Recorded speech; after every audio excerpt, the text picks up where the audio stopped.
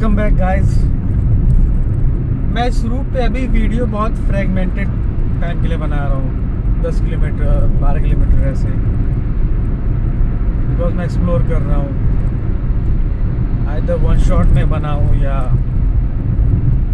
ऐसे part part करके मैं सीख रहा हूँ, और सीखते टाइम हिट एंड ट्रायल चलता है।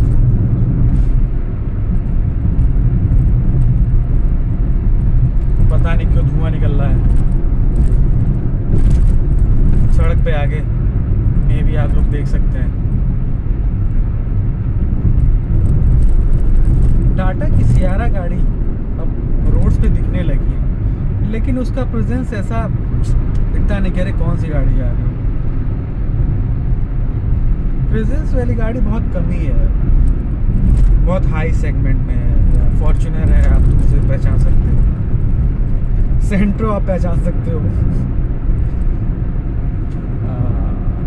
धुआं दिख रहा है क्या आप लोग को?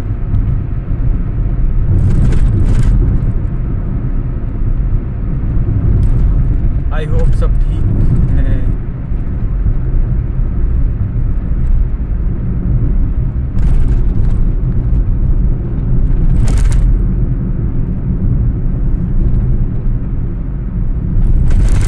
एक ट्रक में आग लग गई है।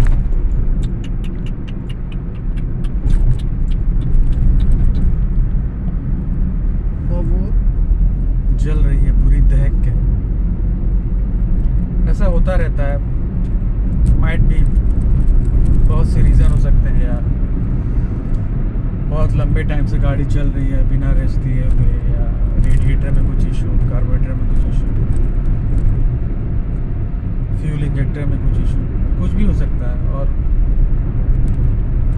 ट्रक्स, खासकर ट्रांसपोर्टेशन ट्रक्स में ऐसा रहता है, वो लोग बहुत लंबा लंबा चलाते हैं। अभी मेरी कुछ दिन पहले एक ड्राइवर से बात हो रही थी, वो आंध्रा से गाड़ी लेके आया था। मैंने ऐसे पूछा कि कितना का डीज़ल लग जाता है, तो उसने बोला कि अभी तक 1.75 का डीज़ल लग चुका है।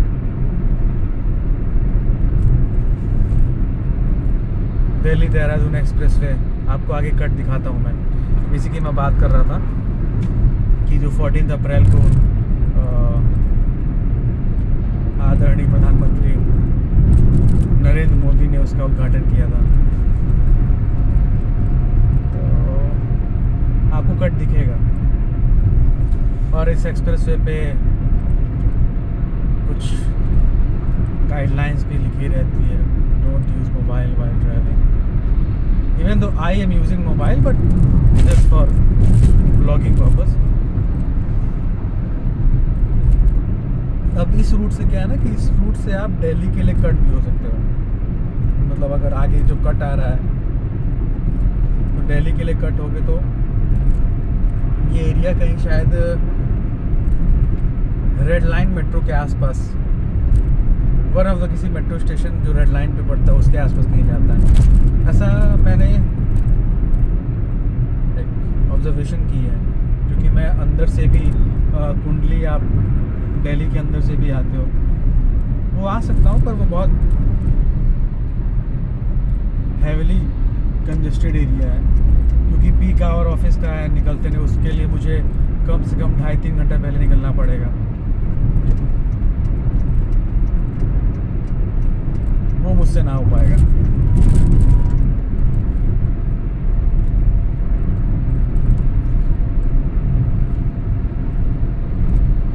आपको ऊपर डायरेक्शंस दिख रहे होंगे।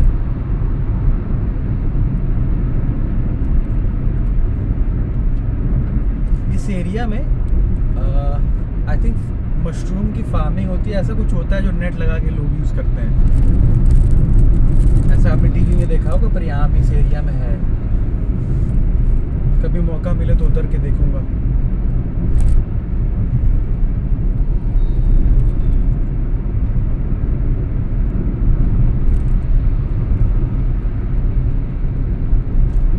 ये एक्सप्रेस वे 6 लेन का है, 3 उधर 3 इधर, और 6 लेन मोर देन इनफ है ट्रैफिक को हैंडल करने के लिए।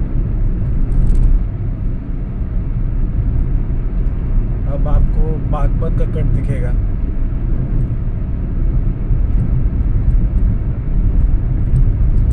इस रूट पे आपको ट्रक्स बहुत दिखेंगे क्योंकि इस रूट पे सोनीपत, कुंडली ऐसे इंडस्ट्रियल एरिया बहुत हैं, और क्योंकि वहाँ के ट्रांसपोर्टेशन के लिए ट्रक्स से बेस्ट कुछ नहीं है। और एक कुंडली के आगे एक और इंडस्ट्रियल एरिया, ये गई डिफेंडर, इसको कहते हैं रोड प्रेजेंस। मैं 70 पे क्रूज़ कर रहा हूँ और वो कम से कम मिनिमम 120 पे जा रहा होगा। अभी जैसे मैं बात कर रहा था टाटा सिएरा का, रोड पे प्रेजेंस फील नहीं होता है, लेकिन उसका प्रेजेंस फील हुआ। आप आइडेंटिफाई कर सकते हो दूर से, अरे वो ये पूरा एरिया देखो आप।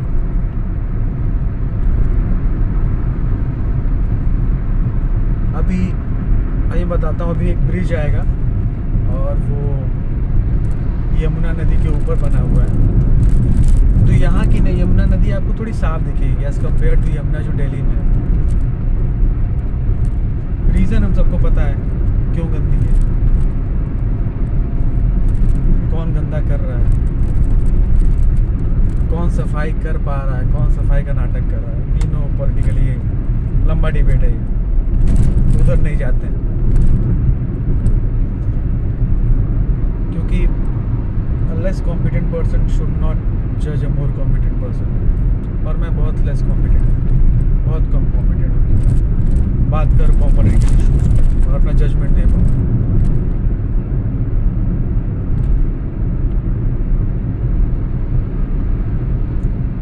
स्विफ्ट, ऐसा कहते हैं कि स्विफ्ट बैचलर्स की गाड़ी होती है।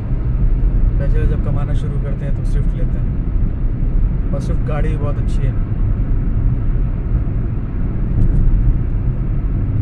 तभी मैं बात कर रहा था यमुना नदी की, तो आपको दिखेगा। हाँ, आपको मैं दिखा नहीं पाऊँगा, पर हाँ ये ब्रिज है।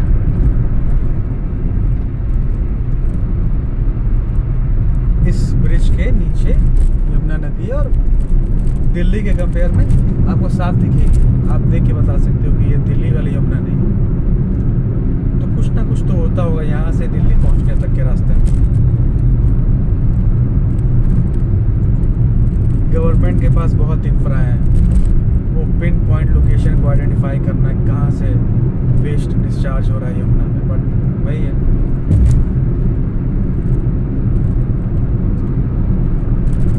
करप्शन तब तक खराब है जब तक हम उसमें इन्वॉल्व नहीं है। अगर मैं भी करप्शन में इन्वॉल्व हूँ तो मैं भी कुछ तरीके जस्टिफाई कर दूँगा, अरे ठीक है ये है वो है।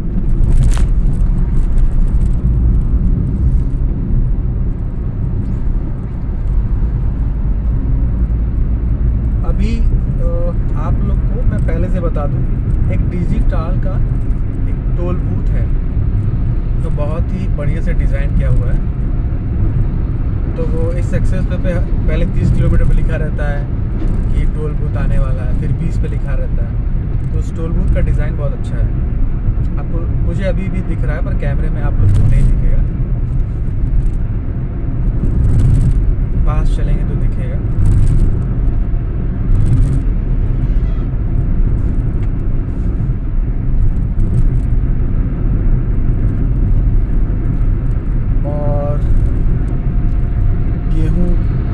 कट के रखा हुआ है। अभी बारिश हो जा रही थी तो गेहूँ भीग गया था, तो गेहूँ सूखेगा, फिर यहाँ से जाएगा। बचपन में मैंने भी गेहूँ काटा है, काट के दोहरा करना, हमारे गांव में यही कहते थे। मेरा गांव है यूपी ईस्ट में, पूर्वांचल में।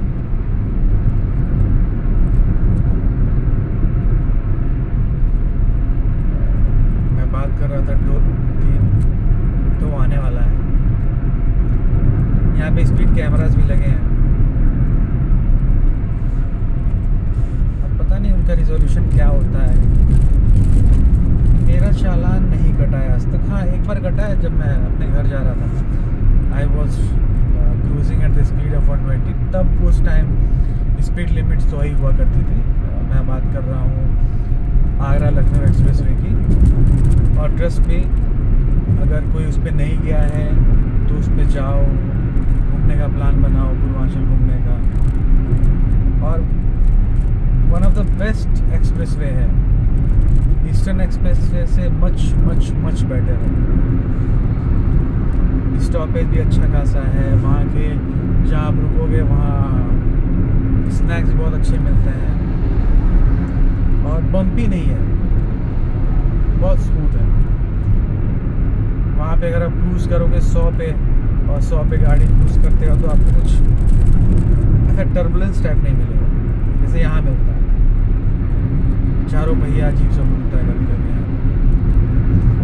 तो ये है यहाँ पे, इस एक्सप्रेसवे पे है और ये ऐसा ही रहेगा, क्योंकbéकि अब इसको दोबारा जहाँ ख़राब होता है वहाँ पैचेस लग जाते हैं, पर हैवी व्हीकल्स आती हैं, ट्रक, तो नहीं हो पाता है। हो जाएगा, इसका भी कोई सोल्यूशन निकलेगा। मैंने चाय वाले कुछ ना कुछ तो करेंगे।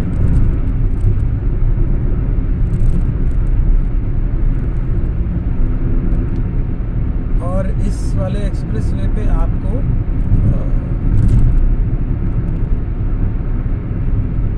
नॉन कन्वेंशनल एनर्जी सोर्सेज मिलेंगे, जैसे कि सोलर एनर्जी का बहुत यूज़ होता है। जो लाइट्स है उस पर सोलर पैनल्स लगे हैं और जगह जगह पे आपको सोलर पैनल लिखे रहेंगे। ये देखिए एक और ट्रक जा रहा है।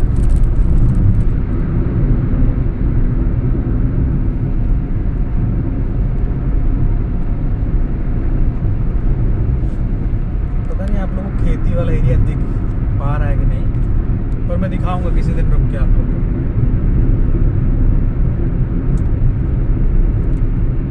विदिन 1 आवर आप दिल्ली से ट्रैवल करोगे ना तो आपको एक पूरा अलग ज्योग्राफिकल लोकेशन मिलेगा। आपको खेत दिखेंगे जो दिल्ली नोएडा में नहीं है। नोएडा में है पर कम है। कम क्या, ऑन स्केल ऑफ 1 to 10 1 है। और अभी यहाँ से 2 किलोमीटर पे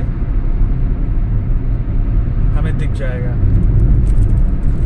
इस टोल बूथ की मैं बात कर रहा था, बहुत अच्छे से उसका डिज़ाइन है, उसका आर्किटेक्ट बहुत अच्छा है, जिसने भी डिज़ाइन किया है अच्छा डिज़ाइन किया है, और जिसने भी एग्जीक्यूट किया है अच्छा किया है, जो भी उसको मेंटेन करना है वो भी अच्छा कर रहा है।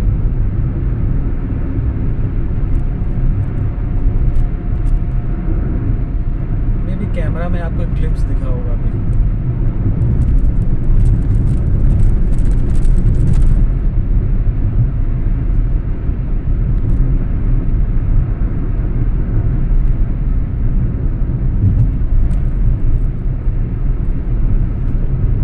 Toll booth 1 kilometre ahead।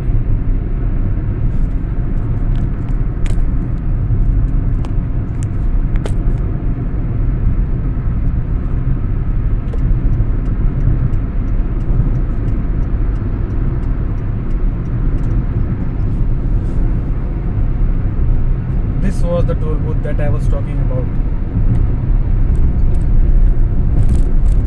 देखा, बढ़िया है ना? ऐसा आर्किटेक्ट आपको नहीं दिखेगा, मुझे तो नहीं दिखा ये इस रूट पे। और दिल्ली से अपने पूर्वांचल एक्सप्रेसवे वाले रूट पे, दिल्ली से अगर आपको जाना हो तो आप पहले नोएडा ग्रेटर नोएडा एक्सप्रेसवे पे जाओगे, फिर यमुना एक्सप्रेसवे पे जाओगे, फिर आगरा टू लखनऊ एक्सप्रेसवे पे जाओगे, फिर लखनऊ से आप पूर्वांचल एक्सप्रेसवे पकड़ोगे। फिर कनेक्टिविटी बहुत अच्छी है, क्योंकि मुझे 1 गो में विदाउट ब्रेक 11 घंटा लगा था जाने में। यह बात कर रहा था।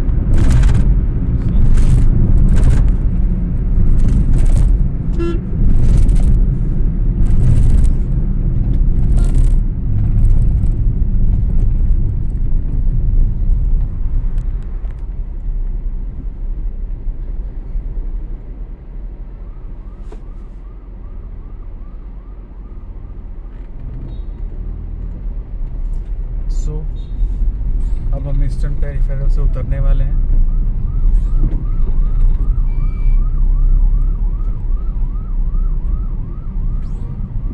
ऑलवेज रिमेंबर, आप कहीं भी जा रहे हो, कितने भी हरी में, आंटी अनलेस वो सर्वाइवल की बात नहीं है, हमेशा एम्बुलेंस को जगह देना। चाहे एम्बुलेंस कोई हो ना हो, हमेशा जगह देना हो। This is ethics. Okay, will connect soon everyone. Bye bye, take care, please like, follow and subscribe.